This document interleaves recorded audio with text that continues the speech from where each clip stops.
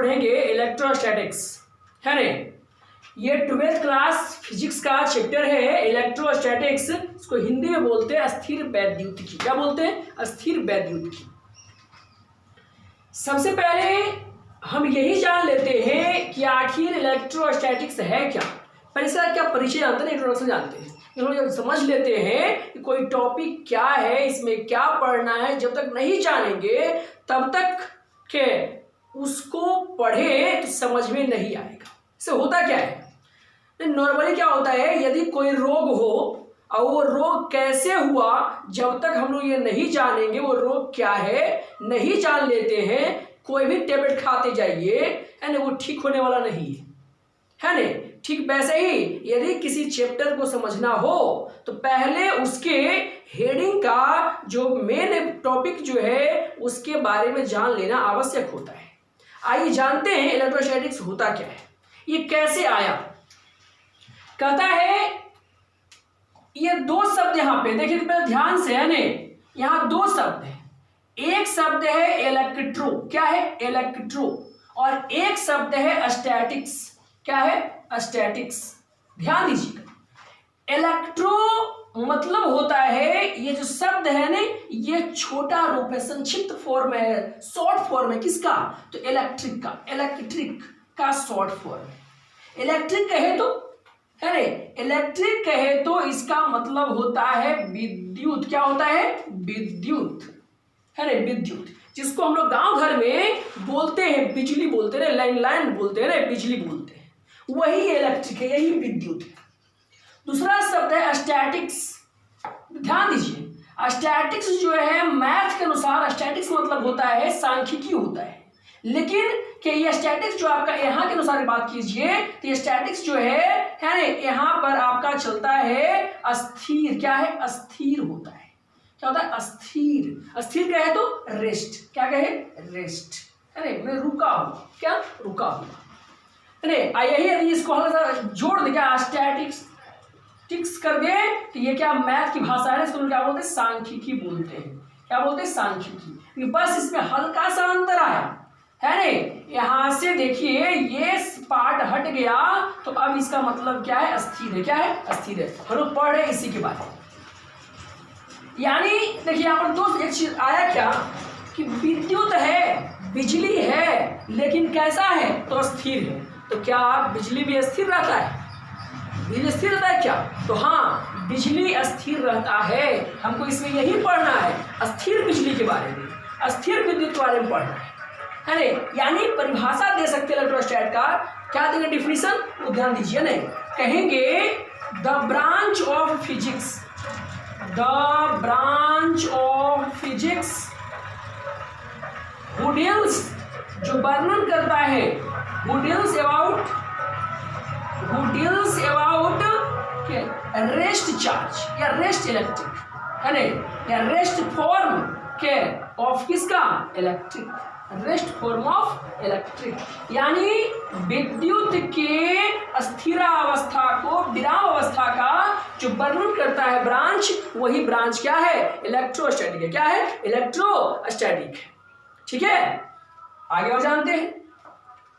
अब देखिए ने यहाँ पे ये दो शब्द आया, एक इलेक्ट्रो आया, एक स्टैटिक आया। स्टैटिक मतलब रेस्ट होता है, हम लोग समझ लेते, चलो विराम अवस्था है, रुका हुआ, हम लोग बैठे आराम कर रहे हैं ना। लेकिन इलेक्ट्रिक क्या है, कहां से आया, वो समझते, उस बात को समझते हैं। कहता है जानते क्या कि इलेक्ट्रिक शब्द जो है वो आज की बात नहीं है, ये बहुत साल पहले, लगभग यदि बात करें तो 600 ईसा पूर्व, क्या उससे भी पहले की बात है ना। जब के थेल्स ये सब कुछ महान वैज्ञानिक थे, व्यापारी थे, है ना, उन लोगों द्वारा ही इसका प्रादुर्भाव हो चुका था, इसका हम लोग जान चुके थे। लेकिन पहले लोग इसको कैसे समझते थे, लोग इसे कैसे कैसे उत्पत्ति होती गई, है ना, उस बात को समझते हैं। कहता क्या है ना, प्राचीन जमाने में, बहुत प्राचीन जमाने में के एक रड हुआ करता था, एक छड़ था, इसका नाम था एम्बर। क्या नाम था? एम्बर। तो उसको एम्बर बोलते थे। और उसी एम्बर से, है ना, जानते इसमें खूबी क्या थी, इसमें मेन बात क्या था, होता क्या था ना कि जब इस रड को लोग कहा करते हैं कि जब इस रड को, है ना, कहीं पे रगड़ते हैं, यानी कोई रेशम के कपड़े पर रगड़ते हैं, क्या रे, तो उससे उसमें आवेश का मतलब किसी को खींचने का गुण आता है। तो जैसे ही किसी को खींचने का गुण आता है, अट्रैक्शन आता है, अरे वहीं से इलेक्ट्रिक शब्द शुरू होता है।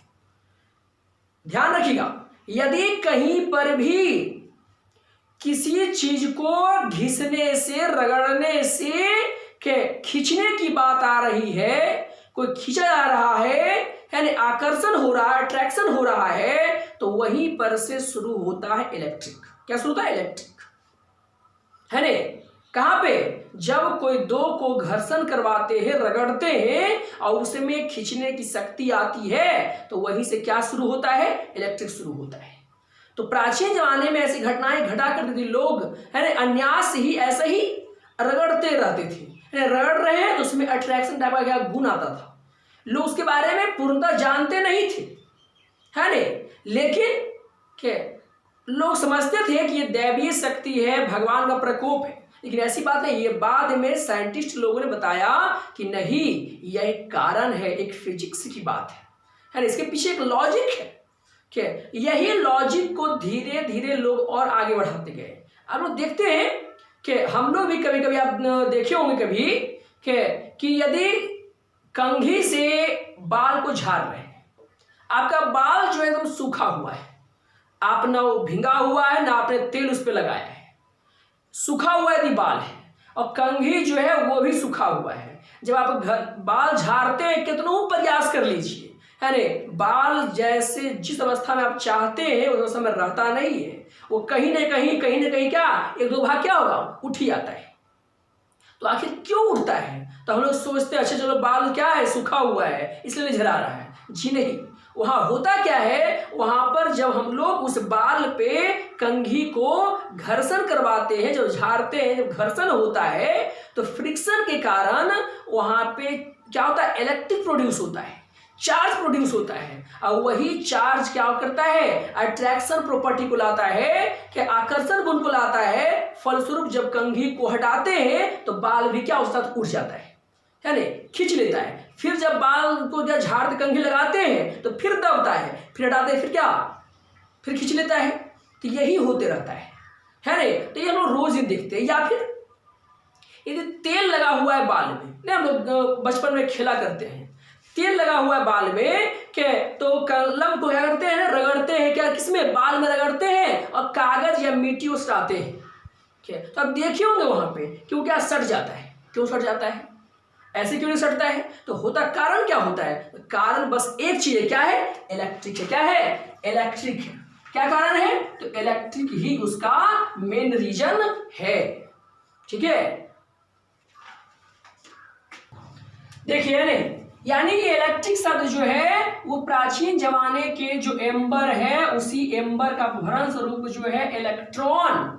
इलेक्ट्रॉन ऐसे वाले इलेक्ट्रॉन है, ध्यान दीजिएगा, ये इलेक्ट्रॉन जो है कि जो बाद में रूपांतरित होकर ये इलेक्ट्रॉन आया है, इसी से बदल के क्या बना चला गया, इलेक्ट्रिक। और ये इलेक्ट्रिक जो है वो धीरे धीरे वैज्ञानिकों ने के अनेकों प्रयोग किए। ऐसे क्या एक और प्रयोग होता है, बेंजामिन फ्रैंकलिन है क्या किया था कि एक पतंग में रस्सी के साथ एक चाबी को बांध के, की को बांध के, है वो बारिश के दिन में पतंग उड़ा रहा था। बारिश के दिनों के तो जब देखते हैं कहीं बारिश के समय जब क्या होता है, लाइटनिंग होता है, बिजली चमकता है, तो उसे क्या एहसास हुआ है ना, जब लाइटनिंग हुआ तो वो चूंकि धातु का वहां पर भी था ना, वो धातु के संपर्क में था, तो झटका टाइप का लगा हल्का सा, है ना, जिससे उसको ये पता चला कि ये जो धातु ये सब है, इसमें जो भी ये सब गुण आ रहा है वो सबका सब इलेक्ट्रिक है। और उसी समय क्या इलेक्ट्रिक का मानिए एक तरह से इलेक्ट्रिक का कि लोगों के सामने आ पाना, पढ़ाई में प्रयोग हो पाना, वही सब प्रयोग की देन। ठीक है, तो ये इलेक्ट्रिक है। क्या है? इलेक्ट्रिक है। इलेक्ट्रिक कहे तो क्या हम लोग बोलते हैं चार्ज। क्या बोलते हैं? चार्ज। चार्ज को हिंदी में बोलते हैं आवेश। क्या बोलते हैं? आवेश। ठीक है, ध्यान समझिए।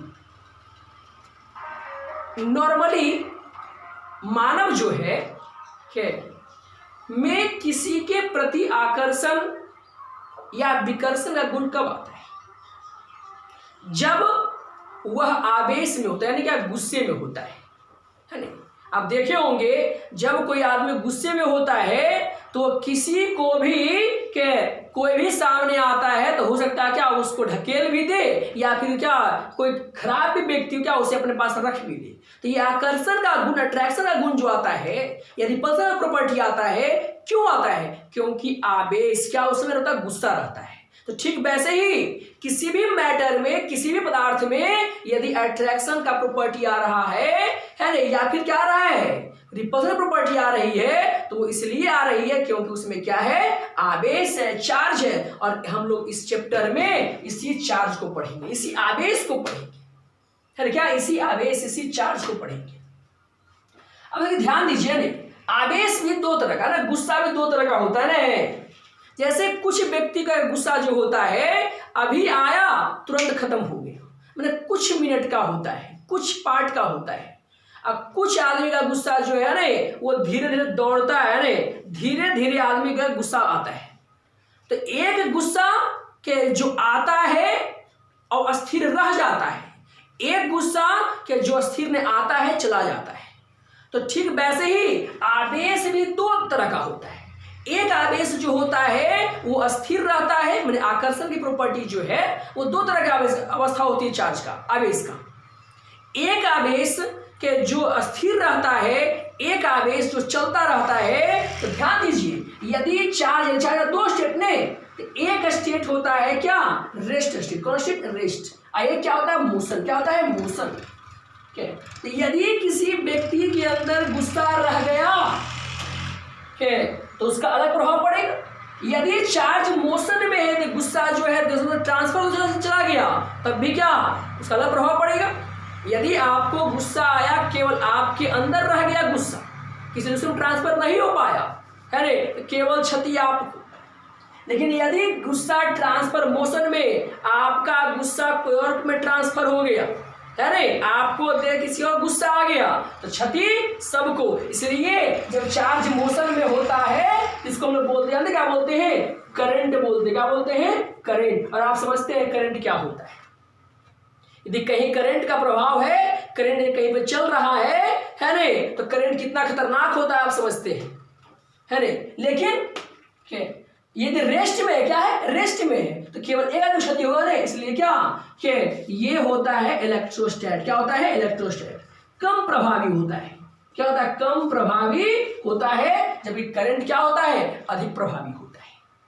तो हम लोग पढ़ेंगे पहले क्या, इलेक्ट्रोस्टैट, फिर आगे क्या पढ़ेंगे, करंट। पहले स्थिर फिर मोशन। ठीक है, आगे देखते हैं।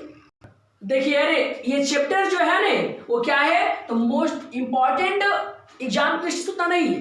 ये एग्जाम में तो केवल 7 से 8 नंबर का ही पूछता है, लेकिन इसी चैप्टर के आधार पे आपका मैग्नेट क्या होगा, मैग्नेट होगा, और करंट इलेक्ट्रिसिटी भी में भी इसी का प्रयोग होगा। ठीक है, इसलिए यह चैप्टर ज्यादा इंपॉर्टेंट हो जाता है। इसमें हम लोग पढ़ेंगे क्या क्या, वो उस पर ध्यान दीजिए। पहला हम लोग पढ़ेंगे introduction of charge. Introduction of charge, या फिर उससे पहले है ना history of charge, history of electric, मतलब विद्युत का इतिहास। क्या पढ़ेंगे, विद्युत का इतिहास, विद्युत का इतिहास। दूसरा पढ़ेंगे व्हाट इज चार्ज, यानी कंसेप्ट ऑफ चार्ज। क्या बोले, concept of charge, concept of charge, यानी आवेश की कल्पना। आवेश क्या है, आवेश से संबंधित जो भी थ्योरी है ना। उसके बाद हम लोग पढ़ेंगे कूलॉम्स लॉ। क्या पढ़ेंगे, कूलॉम्स लॉ, कूलॉम्स लॉ यानी कूलॉम का नियम। फिर पढ़ेंगे इलेक्ट्रिक फील्ड, इलेक्ट्रिक फील्ड, ठीक है, विद्युत क्षेत्र। फिर पढ़ेंगे electric field intensity and potential, electric potential, यानी विद्युत क्षेत्र तीव्रता एवं विभव। फिर पढ़ेंगे इसमें कैपेसिटर के बारे में। इसके बारे में कैपेसिटर, कंडेंसर बोलते हैं, कंडेंसर देखो पंखा में लगा हुआ, मोटर में लगा हुआ कंडेंसर, वो कंडेंसर के बारे में। फिर पढ़ेंगे बांडी ग्राफ जनरेटर, बांडी ग्राफ जनरेटर के बारे में। तो इसमें आपका टॉपिक यही सब होगा, इतना ही पढ़ना होगा है रे, जो हम लोग क्या पढ़ेंगे अगले क्लास में। यदि आप अभी तक चैनल सब्सक्राइब नहीं किए, सब्सक्राइब कर ले, ताकि क्या हर एक पार्ट इंपॉर्टेंट है, यदि कोई छूट ना जाए। ठीक है।